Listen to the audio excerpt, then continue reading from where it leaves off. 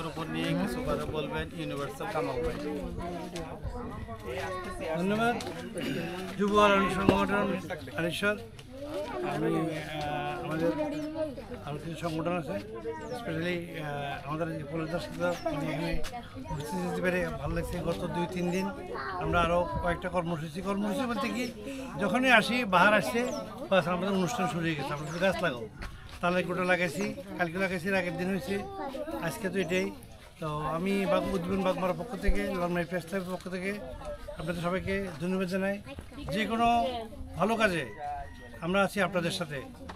Specially যে বৃক্ষরোপণ আমরা 2023 সালে তারা ছাড়া লাগাইছিলাম, এখন আমরা কালকে কাউন্ট করছি 65টা ছাড়া আছে। তো এবারও লাগাইতেছি, আগামীবার হবে, আস্তে আস্তে আস্তে আস্তে বাড়বে। আবার ফলদ গাছ বনদ গাছ লাগানো হচ্ছে। আর স্পেশালি আমাদের বাচ্চারা যে আসছে এরাই দায়িত্ব নেবে সামনে। তাই কি তোমরা আমরা তখন বুড়ো হয়ে যাবো, তোমরা করবে না কি?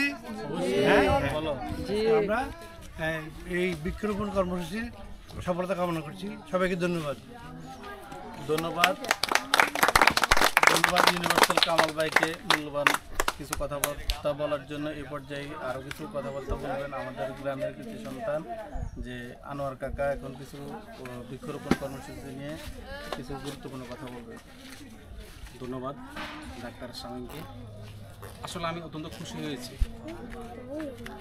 হয়েছি যুব আলোড়ন উন্নয়ন সংগঠনের যারা কর্মকর্তা আছেন, যে উদ্যোগ নিয়েছেন বৃক্ষরোপণ কর্মসূচির জন্য। আর আরেকটা বিষয় হচ্ছে, বাহার বিদেশি ছিল, বাহার দেশে আইসেই কার্যক্রম শুরু করেছেন। আমার কাছে আরও ভালো লাগছে, উনি চক্রন্দী গ্রামের পূর্ব পাশে গ্রিন রোড তৈরি করতেছেন। আমি আশা করব এই সংগঠন শুধু চক্রন্দী গ্রামের পূর্বাস না, চতুর্দিক গ্রিন রোড তৈরি করে চক্রন্দী গ্রামকে সুন্দর পরিবেশ পরিচ্ছন্নভাবে তৈরি করবে, এই আশাবাদ ব্যক্ত করছি। ধন্যবাদ সবাই। ধন্যবাদ আনোয়ার কাকাকে। এই পর্যায়ে আমরা আরও কিছু কথা বলার জন্য যে সাইফুলকে বলতে, সাইফুল কিছু বৃক্ষরোপণ কর্মসূচি নিয়ে কথা বলবে। ধন্যবাদ কামাল ভাইকে, কামাল দাদা এবং আনোয়ার ভাই, আরও যারা আছেন সবাইকে, যে সবাই মূল্যবান সময় দিয়েছে। আসলে সোহাগ, বাহার ওরা শুরু থেকেই এই সংগঠনের মাধ্যমে বা ব্যক্তিগতভাবে বৃক্ষরোপণ থেকে শুরু করে সামাজিক আরও অনেক কর্মের সাথে ওরা জড়িত, যেটা আসলে সবাই চাইলেও পারে না, কারণ সবার সে মন মানসিকতা কিংবা সুযোগ হয় না।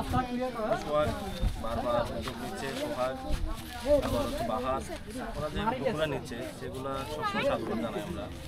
এবং আমরাও চাই যে এলাকা বাইরে যেটা বলছে, যে একটা সবুজের একটা সমারোহ তৈরি, আমাদের এখান থেকে একটা দৃষ্টান্ত তৈরি হয় যে চাইলে অনেক কিছু করা সম্ভব। আর সেটাই হচ্ছে করার জন্য কাউকে উদ্যোগ নিতে হবে। হয়তো আমরা পারি না বা ইচ্ছা থাকলেও সময় নাই, কিংবা সময় থাকলেও সুযোগ হয় না। কিন্তু সোহাগ যথেষ্ট ব্যস্ত, বাহারও বাইরে থাকে প্রবাসী, তার মধ্যে ওরা যে সহযোগিতা করতেছে বা এলাকার উন্নয়ন নিয়ে চিন্তা করতেছে, সেই জন্য তাদেরকে আমি সাধুবাদ জানাই। এবং ভবিষ্যৎ প্রজন্মকে ওরা যেগুলো শিখে যাইতেছে যে আমরা এক সময় থাকবো না, ভবিষ্যৎ ওরা নেবে, যে ভাই যেটা বলবো যে ওরা দায়িত্ব নেবে, কাউকে না কাউকে দায়িত্ব নিতে হবে, কিন্তু শিখে যেতে হবে। মনে করি এটা শুধু আমাদের একটা কর্মসূচি না, এটা একটা শিক্ষণীয় একটা বিষয়, যেখান থেকে ভবিষ্যৎ প্রজন্ম যে শিখতেছে ওরাও আজকে না হোক ভবিষ্যতে ওরাও এটা ধরবে। সেজন্য সোহাগ এবং বাহার এবং সংগঠন সবাইকে আন্তরিকভাবে আমি ধন্যবাদ জানাই, এবং এলাকাবাসী যারা সহযোগিতা করতেছে সবাইকে ধন্যবাদ জানাই। যে এই পর্যায়ে এখন হচ্ছে আমাদের বৃক্ষরোপণ শুরু হয়ে যাবে।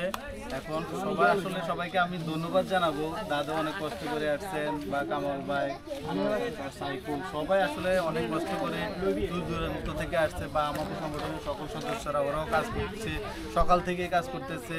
তো সবাইকে আমি আসলে ধন্যবাদ জানাই যে আমরা এখন আমরা বৃক্ষরোপণ দিয়ে আমরা শুরু করব। দাদাও অনেক ব্যস্ত, দাদারও আমরা বিদায় দিতে হবে।